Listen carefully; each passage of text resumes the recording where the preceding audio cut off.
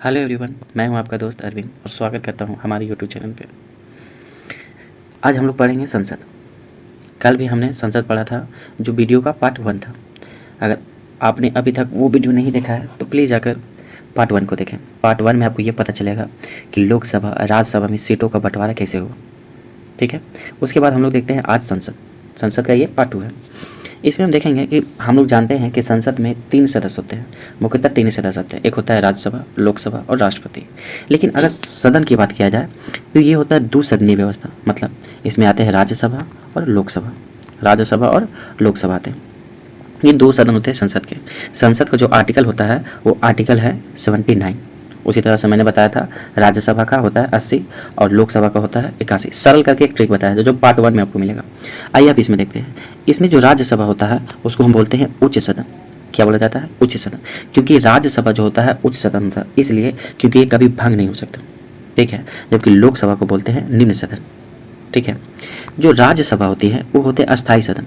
अस्थायी मतलब ये परमानेंट होते हैं, मतलब इसको भंग नहीं किया जाता, इसको हटाया नहीं जा सकता है। ठीक है, जबकि ये अस्थायी सदन होते हैं लोकसभा। अस्थायी इस वजह से होते हैं क्योंकि ये भंग हो जाते हैं। मान लीजिए कि अगर लोकसभा भंग हो गई तो देश में तो कोई सरकार नहीं रहेगी, तो उस स्थिति को संभालने के लिए राज्यसभा जो अस्थायी सदन होते हैं। ठीक है, राज्यसभा का जो उम्र का जो कैटेगरी है वो है 30 वर्ष। मतलब आपकी 30 वर्ष की उम्र होगी तो ही आप राज्यसभा का सदस्य हो सकते हैं। ठीक है, इसका जो राज्यसभा का जो कार्यकाल होता है वो होता है 6 वर्ष। कितने वर्ष होता है? 6 वर्ष।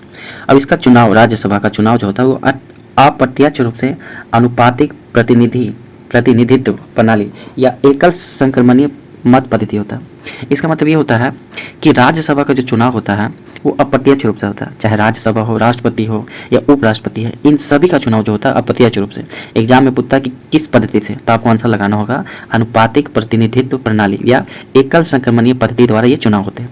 ठीक है, ये जो होते हैं राज्यसभा के जो लोग होते हैं ये भारतीय राज्यों का प्रतिनिधित्व होते हैं। मतलब ये राज्यों से चुन कर आते हैं। इनको विधानसभा, ये किसी राज्य में विधान परिषद भी होता है, तो विधानसभा इनको चुन कर भेजती है। कहाँ?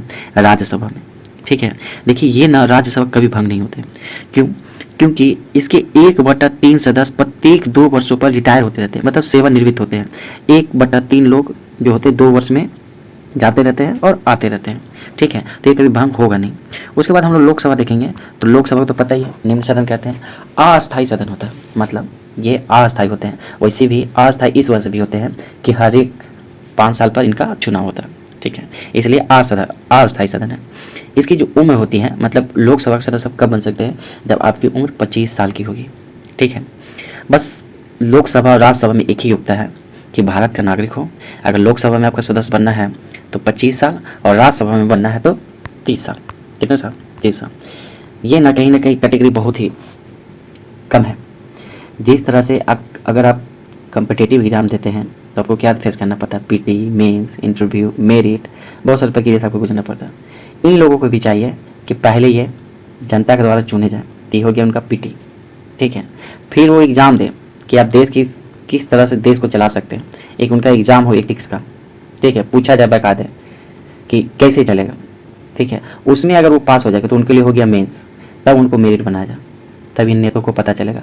ये तो जनता को भोली भाली बनाकर जीत जाते हैं, इमोशनल फूल बना देते हैं, और उसके बाद आपको पता ही कि देश में क्या होने लगता है। खैर ये तो अलग बात ही है। चलिए आगे बढ़ते हैं।